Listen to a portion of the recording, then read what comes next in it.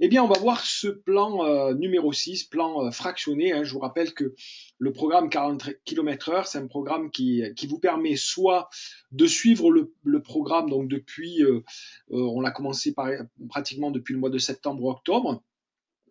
Donc mois par mois, vous avez un plan avec des thèmes spécifiques. Donc en commençant sur septembre, ça vous permet de vraiment bien préparer l'année pour être au top dès le début de saison et puis après tout le long de la saison avec les différents entraînements sur bien évidemment l'endurance, le seuil, le fractionné, la force, la vélocité, etc. Mais également l'alimentation, le mental, la programmation, la récupération, enfin bref, tout ça, toute l'année. Vous avez chaque mois un plan complet avec des explications. Et donc là, on arrive vraiment pour la plupart d'entre vous, soit on est en plein milieu des compétitions, on va arriver aux compétitions. Donc l'entraînement idéal pour ça, ben, c'est l'entraînement au seuil et on va voir ça tout de suite. Les bénéfices de l'entraînement par intervalle au seuil, c'est moins épuisant qu'un entraînement intensif continu. Comme d'hab, c'est-à-dire comme d'hab, en général, c'est comment? C'est on va s'entraîner le dimanche avec les copains. Là, on met la poignée dans le coin, on roule à bloc pendant toute la sortie. D'accord? Qu'est-ce qui se passe? Eh bien, au début, on a l'impression qu'on progresse. C'est pas qu'une impression, on progresse assez fortement. Et puis ensuite, très rapidement, on est épuisé, fatigué, exténué, et donc on commence à régresser de niveau. Et là, on se dit, ben, je dois m'entraîner encore plus, et on est pris dans une espèce de spirale à s'entraîner toujours plus. Et plus on s'entraîne, plus on régresse, d'accord? Donc, ben en fait, ça n'entraîne pas une progression durable. Donc, l'entraînement par intervalle est moins épuisant qu'un entraînement intensif continu, faire 2, 3, 4, 5 heures à fond. Ça ressemble malgré tout à la compétition et en fait, c'est le meilleur moyen de s'y préparer. Ça brûle énormément de calories. Ça permet en réalité, on va voir ça ensemble, de passer plus de temps à intensité vraiment élevée. Ça améliore la puissance maximale aérobie, c'est-à-dire clairement ce que vous êtes capable d'emmener comme braquet le plus longtemps possible, la VO2 max, vos capacités respiratoires et vos capacités cardiovasculaires. Ça améliore très clairement la résistance physique et mentale à l'effort, c'est-à-dire le fait de tenir plus longtemps à une intensité élevée.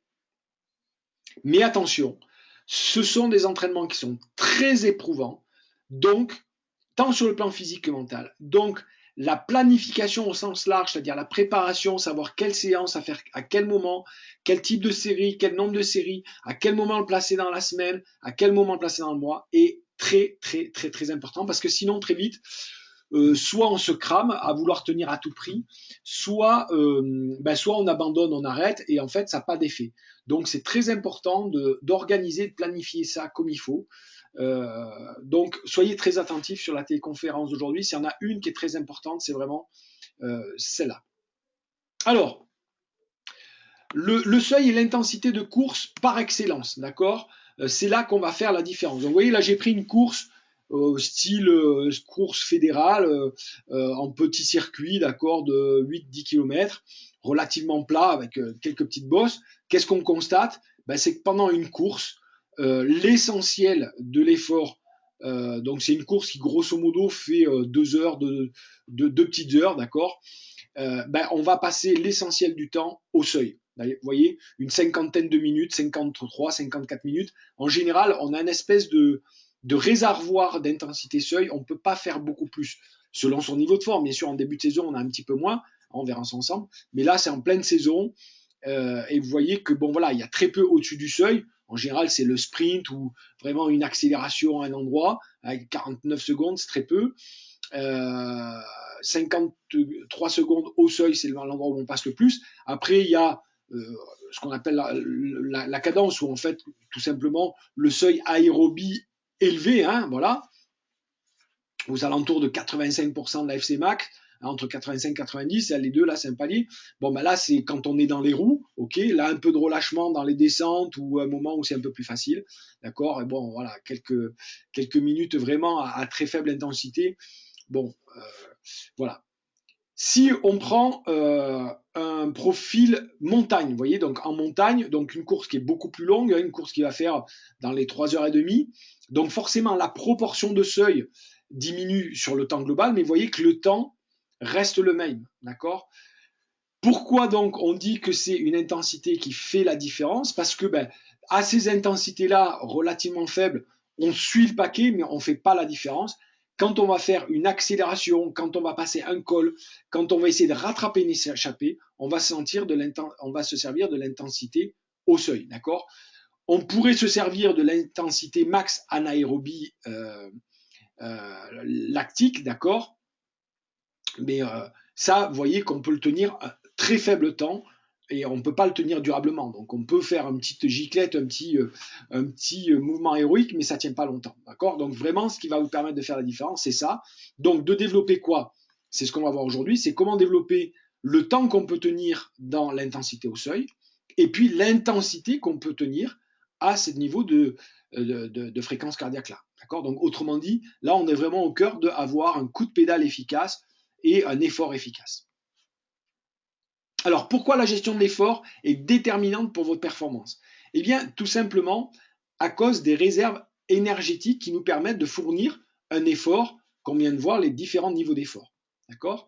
Donc, les efforts en endurance avec une fréquence cardiaque inférieure à 80%, eh bien, sont des efforts qu'on pourrait faire dans un temps quasiment illimité, parce que comme carburant, on va consommer la graisse corporelle, qui se trouve pour les hommes en général au niveau du bide, d'accord, mais enfin bon, partout sur le corps, et les sucres ingérés. Les sucres ingérés vont nous permettre d'être tout de suite consommés et donc de ne pas puiser dans nos réserves. Okay, donc si on mange, c'est pour ça que dans les efforts d'endurance, et quand on veut perdre du gras, il faut manger régulièrement du sucre pour éviter de taper dans les graisses, et même pour éviter de taper dans les graisses, et paradoxalement, pour déclencher la lipolyse, il faut un minimum de sucre. D'accord? Et donc là, comme ça, vous avez une quantité d'énergie. Alors après, ce qui va nous limiter, c'est quoi? C'est la fatigue musculaire, la fatigue éventuellement articulaire ou tendineuse. Mais au niveau énergétique, on pourrait faire un effort quasiment infiniment. Ensuite, vous avez un deuxième réservoir, justement pour les fameux exercices au seuil. D'accord? Donc, on est à 90% de la FC max, en général aux alentours de 80% de la puissance maximale aérobie, d'accord? Mais si j'ai mis ici les fréquences cardiaques, c'est que le déclencheur, lui, va se faire au niveau des fréquences cardiaques, ok? Notre corps, lui, il n'a pas un capteur de puissance, il va détecter un niveau d'effort en fonction de l'intensité cardiaque. Donc, à 90% de la FC max, on peut tenir un effort comme ça pendant 30 à 60 minutes, d'accord? Certains professionnels très entraînés peuvent faire plus, mais c'est plutôt très rare, il faut plutôt partir sur des choses comme ça. Mais après tout, on peut toujours le développer. Là, ici, les réserves d'énergie sont le glycogène, d'accord? On ne va pas utiliser le diesel, on va utiliser du super, qui est en fait une forme de sucre qui est stocké dans le corps, dans le foie et dans les muscles, d'accord? Donc, on a une réserve d'énergie de 30 à 60 minutes à peu près. En réalité, on a plus, parce que l'énergie qu'on consomme dans la contraction musculaire, c'est le sucre qui est stocké dans les muscles et donc qui va être directement disponible pour les muscles. Vous voyez? Et puis, le stock de glycogène qu'on a dans le foie, en général, il est réservé pour le cerveau, pour être disponible rapidement pour le cerveau.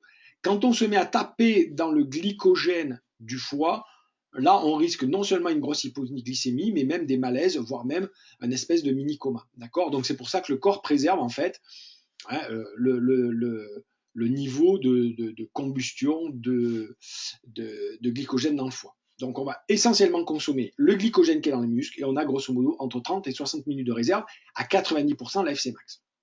Ensuite, vous avez les efforts à PMA, à 100% de la FC max. Et bien là, on a les mêmes réserves, c'est dans le glycogène qui est dans les muscles, mais vu qu'on est à 100% et pas 90%, on va tenir 3 à 5 minutes maximum. D'accord? Ceux qui ont déjà fait des tests à PMA savent que au bout de 3 minutes à PMA, vous n'en pouvez plus, vous êtes plein d'acide lactique et vous ne pouvez pas recommencer derrière.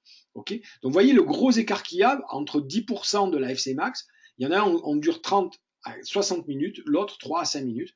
Donc ça fait un gros écart parce qu'on consomme le même carburant et forcément, il y a la même réserve, mais sauf que si on est trop intense, ça diminue le temps où on peut s'en servir.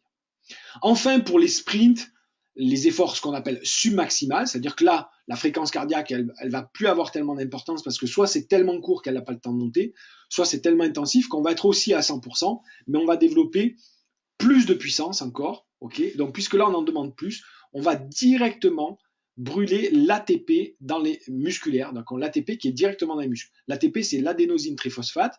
C'est quoi? C'est en fait le petit liant qui a entre nos fibres musculaires qui les retient, et quand on consomme cet ATP-là, ça libère les fibres musculaires et donc ça permet une contraction. Donc c'est vraiment une énergie qui est disponible une dizaine de secondes en général, mais quand on se sert d'un niveau d'intensité aussi élevé pendant un si peu de temps, ben en fait on ne va pas brûler des sucres, donc il n'y aura pas de déchets musculaires, d'accord? Contrairement aux phases glycogéniques, quand on va les brûler, eh bien, la dégradation du glycogène va entraîner une création d'un gel qui vient se mettre dans les muscles, qui s'appelle l'acide lactique, qui est fait pour préserver notre organisme. Parce que ça veut dire que quand on a trop d'acide lactique dans les muscles, ça veut dire qu'on a totalement épuisé ses réserves de glycogène, donc il est temps d'arrêter l'effort musculaire, sinon on va pomper le glycogène du foie. D'accord? Et c'est que par accoutumance, habitude, que notre corps va, vous savez, par le fameux système de surcompensation qu'on a déjà vu les mois précédents, eh bien, si je fais un effort de 30 minutes, que je récupère suffisamment et que je donne suffisamment à mon organisme de quoi faire du glycogène, il va en faire 30 minutes plus 3, 4, 5 minutes peut-être de plus pour la prochaine fois au cas où. Alors si je m'entraîne plus après pendant des semaines à cette intensité-là, le corps va revenir à sa réserve de 30 minutes. Mais si je me réentraîne dans les jours qui suivent, avec un certain délai, d'accord, donc de 2 à 7 jours, eh bien, le corps va consommer les 35 minutes, entre guillemets, de glycogène. Et si on lui laisse le temps de se reconstituer, qu'on lui apporte les nutriments nécessaires, eh bien, il va consommer, il va faire une réserve de 35 minutes, plus 2-3 minutes, donc 38 ou 40 minutes, et etc., etc. Vous voyez, le principe général, c'est un principe d'adaptation.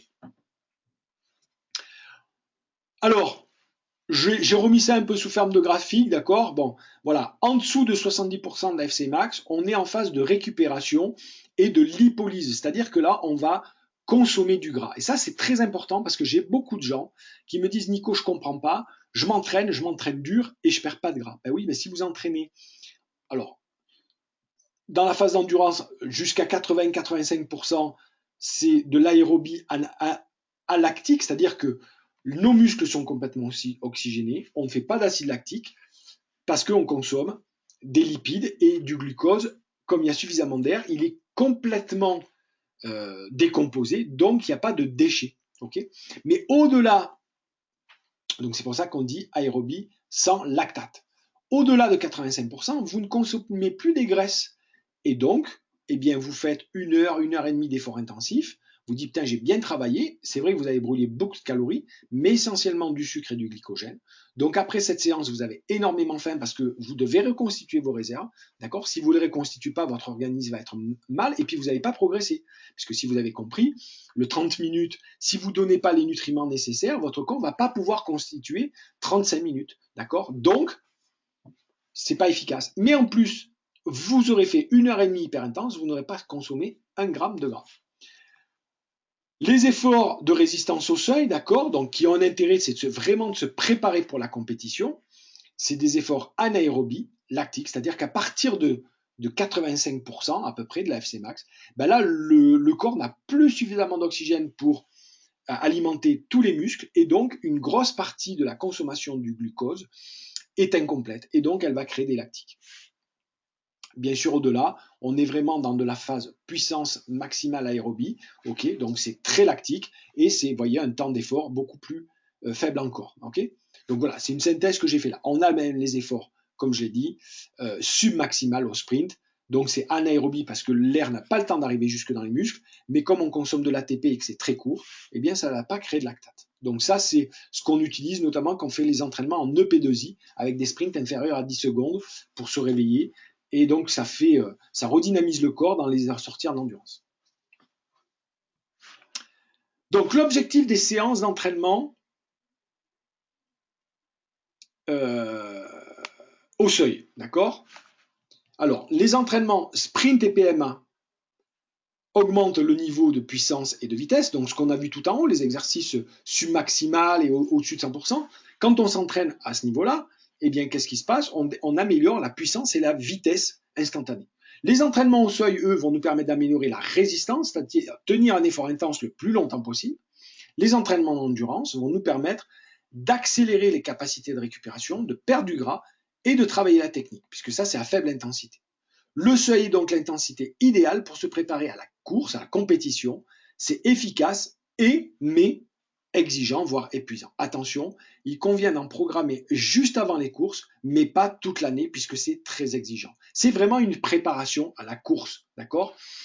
Parce que en course, comme vous l'avez vu, on a vraiment ce niveau d'intensité qui est prédominant et qui permet de faire la différence.